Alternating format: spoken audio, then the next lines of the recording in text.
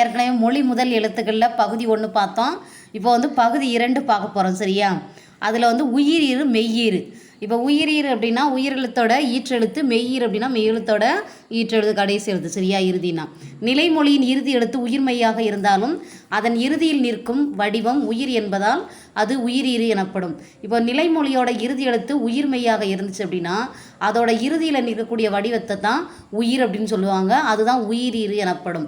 இப்போ வந்து மணி மாலை அப்படின்னு பிரிக்கிறோம்ல, அதை வந்து இன் கூட்டல் ஈன்னு பிரிச்சிருக்காங்க பாரு. அதில் இன் வந்து ஃபஸ்ட் இருக்குது, லாஸ்ட் இருக்கிறது தான் ஈ. அது வந்து உயிரெழுத்து இறுதியாக இருக்கிறதுனால அதுக்கு பேர் உயிரீறு எனப்படும். சரியா? அடுத்து வந்து நிலைமொழியின் இறுதி எழுத்து மெய்யாக இருந்தாலும் அது மெய்யீறு எனப்படும். அதே மாதிரி நிலைமொழியோட இறுதி எழுத்து இப்போ பொன் வண்டுன்னு இருக்குல்ல, அதில் வந்து பொன் அப்படிங்கிறது நிலைமொழி, வண்டு அப்படிங்கிறது வருமொழி.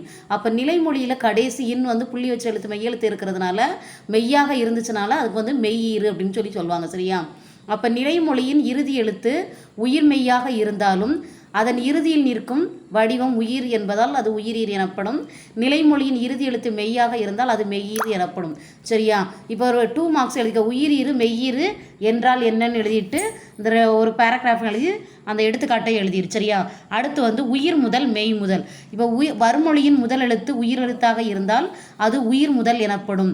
இப்போ வாழை இலைன்னு இருக்குல்ல, வாழை கூட்டல் இலை, அதை பிரிக்கும் போது இல் கூட்டல் ஐன்னு பிரிப்போம்.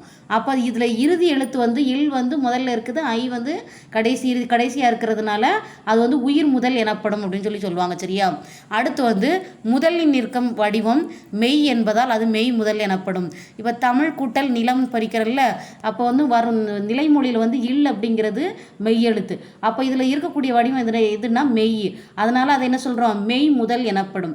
அப்போ இந்த கொஸ்டின் எழுதிக்க. உயிர் முதல் என்றால் என்ன, மெய் முதல் என்றால் என்ன எழுதிட்டு இந்த பேராகிராஃப் எழுதிட்டு இந்த எடுத்துக்காட்டும் எழுதிக்க. சரியா? வருமொழியின் முதல் எழுத்து உயிர் எழுத்தாக இருந்துச்சுன்னா அது உயிர் முதல். வருமொழியின் முதல் எழுத்து வந்து மெய்யாக இருந்துச்சு அப்படின்னா அது வந்து மெய் முதல் எனப்படும். சரியா? அடுத்து வந்து எழுத்துக்களின் அடிப்படையில் புணர்ச்சி. சொற்புணர்ச்சியில் நிலைமொழி இறுதி எழுத்தாகவும் வருமொழி முதலெழுத்தாகவும் எழுத்துக்கள் சந்திக்கும் முறையை 4 வகையாக பிரிக்கலாம்.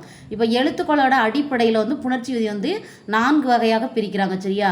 சொற்புணர்ச்சியில் நிலைமொழி இறுதி எழுத்தாகவும் வருமொழி முதல் எழுத்தாகவும். இப்போ நிலைமொழியோட இறுதி எழுத்தும் வருமொழியோட முதல் எழுத்தும் அந்த எழுத்துக்கள் வந்து சந்திக்கக்கூடிய முறையை வந்து 4 வகையாக பிரிக்கிறாங்க. 3வது கொஸ்டின் வந்து எழுத்துக்களின் அடிப்படையில் புணர்ச்சி எவ்வாறு ஏற்படும், அதை எத்தனை வகையாக பிரிக்கலாம் அப்படின்னு கேட்டால் அந்த பேராகிராஃப் எழுதிக்கோ. சரியா? அடுத்து வந்து சொற்களின் அடிப்படையில் புணர்ச்சி. இலக்கண வகையால் சொற்கள் 4 வகைப்படும். இவற்றுள் இடைச்சொல்லும் உரிச்சொல்லும் பெயரையும் வினையையும் சார்ந்தே வருகின்றன. இவ்விரு சொற்களும் நிலைமொழியாகவும் வருமொழியாக வந்தாலும் அவற்றின் புணர்ச்சி எழுத்துக்களின் புணர்ச்சிகளே ஆகும். இப்போ இலக்கண வகையில் பார்த்தோம் அப்படின்னா சொற்கள் வந்து 4 வகைப்படும். பெயர்ச்சொல், வினைச்சொல், இடைச்சொல், உரிச்சொல். இப்போ பெயர்ச்சொல்லும் வினைச்சொல்லும் தனித்தனியாக இயங்கக்கூடிய ஆற்றல் கொண்டது. ஆனால் இடைச்சொல்லும் உரிச்சொல்லும் மாத்திரம் பெயரையாது வினையாது சேர்ந்து தான் என்ன செய்யும், வரும். சரியா? அடுத்து வந்து இவ்விரு சொற்களும் நிலைமொழியாகவும் வருமொழியாகவும் வந்தாலும் புணர்ச்சி எழுத்துக்களின் புணர்ச்சியாகும். இந்த சொற்கள் ரெண்டுமே வந்து இடைச்சொல்லும் உரிச்சொல்லும் நிலைமொழியாக வந்தாலும் வருமொழியாக வந்தாலும் அது வந்து எழுத்துக்களுடைய புணர்ச்சி அப்படின்னு தான் சொல்கிறாங்க. சரியா? இப்போ வந்து இதில் எடுத்துக்காட்டு கொடுத்துருக்கோம். ஈற்றெழுத்து வந்து உயிர் கூட்டல் உயிர் அப்படின்னா மலை அருவி அப்படின்னா இல் கூட்டல் ஐன்னு பிரிக்கிறோம். அப்போ அது ரெண்டுமே வந்து லாஸ்ட்டு நிலைமொழியும் உயிரெழுத்து தான் இருக்குது, வருமொழியிலையும் உயிரெழுத்து தான் இருக்குது. மலையை பிரிச்சுன்னா இல் கூட்டல் ஐ வருது, அதுவும் உயிரெழுத்து, ஆங்கிறதும் உயிரெழுத்து. சரியா? அடுத்தது வந்து மெய் கூட்டல் உயிர். தமிழ் அப்படிங்கிறது இல் அப்படிங்கிறது மெய் எழுத்து, அப்படிங்கிறது உயிரெழுத்து. சரியா? அடுத்து வந்து உயிர் கூட்டல் மெய் அப்படின்னா தென்னை மரம், இன் கூட்டல் ஐ நை அப்படின்னு சொல்லுவோமா. அப்போ ஐ வந்து உயிர், மரம் பிரிக்கும் போது இம் கூட்டல் ஆன் பிரிப்போம். அப்போ வருமொழியில் வந்து ஃபஸ்ட்டாக இருக்கிறது வந்து இம். அப்போ வந்து என்னது மெய் எழுத்து. அப்போ உயிர் முதல் மெய் இருக்குது. சரியா? அடுத்து லாஸ்ட் வந்து மெய் கூட்டல் மெய் இருக்குது. இப்போ தேன் அப்படிங்கிறது இன் வந்து மெய் எழுத்து, மலை எப்படி பிரிப்போம் அப்படின்னா இம் கூட்டல் அப்படின்னு பிரிப்போம். அப்போ வருமொழியில் வந்து இம் ஃபஸ்ட்டு இருக்கிறது, மெய் எழுத்து ஃபஸ்ட்டு இருக்கிறதுனால மெய் முதல் மெய் தான். சரியா? இப்போ வந்து நிலைமொழிக்கும் வருமொழிக்கும் வந்து இப்போ ரெண்டுமே பெயர் சொல்ல வந்திருக்குது. கனி கூட்டல் சாறு. இப்போ கனிச்சாறுன்றதுனா கனியும் வந்து பெயர் சொல் தான், சாரும் வந்து பெயர் சொல் தான். அடுத்து வந்து பெயர் கூட்டல் வினை. இப்போ தமிழ் அப்படிங்கிறது பெயர் சொல், படி அப்படிங்கிறது வினைச்சொல். வினைச்சொல்னால் எனக்கு தெரியும், ஒரு வேலை செய்கிறது இல்லை படிக்கிறது அந்த மாதிரி சொல்கிறது தான், ஒரு செயலை குறிக்கிறது தான் வினைச்சொல். இப்போ படிங்கிறது செயல். அடுத்து வந்து வினை கூட்டல் வினை. சரியா? இப்போ வந்து நடந்து அப்படிங்கிறது வினை தான், செல் அப்படிங்கிறதும் வினை தான். அடுத்து வந்து வினை கூட்டல் பெயர். படித்த நூல். படித்த அப்படிங்கிறது வினை, நூல் அப்படிங்கிறது பெயர் சொல். புணர்ச்சி என்பது எழுத்துக்களின் சந்திப்பாகவும் சொற்களின் சந்திப்பாகவும் அமைகிறது. இப்போ புணர்ச்சி அப்படின்னா எழுத்துக்களோட சந்திப்பும் சொற்களோட சந்திப்பும் தான். எழுத்துக்களும் ஒன்று தான், சொற்களும் ஒன்றுது. சென்டென்ஸ் சொற்கள் அப்படிங்கிறது ஒரு வார்த்தையை குறிக்கிறது, எழுத்துக்கள் வந்து தனித்தனி வார்த்தையை சொல்கிறது. சரியா? இந்த ரெண்டும் சந்திக்கக்கூடிய எழுத்துக்களுக்கு பேர் தான் புணர்ச்சி அப்படின்னு சொல்கிறோம். சரியா?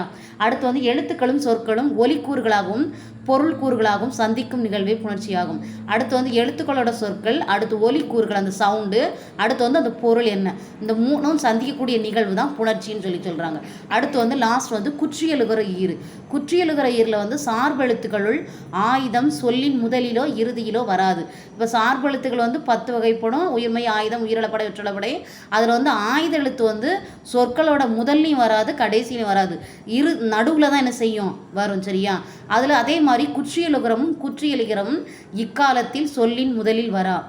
ஆயினும் குற்றியலுகர 6 வகைகளுள் சொல்லின் இறுதியில் வருகின்றன.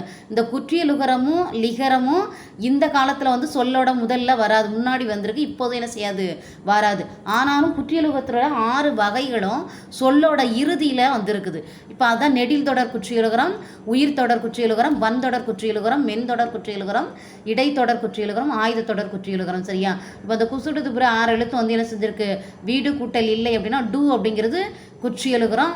கீழே இருக்க டு, சு, சு, பூ, கு, இந்த இது எல்லாமே வந்து என்னது, குற்றியலுகரம். அப்போ நீ அந்த குற்றியலுகர 6 வார்த்தை என்ன செய்யுமா, நிலைமொழி ஈரில் வரும் அப்படின்னு சொல்கிறாங்க. சரியா?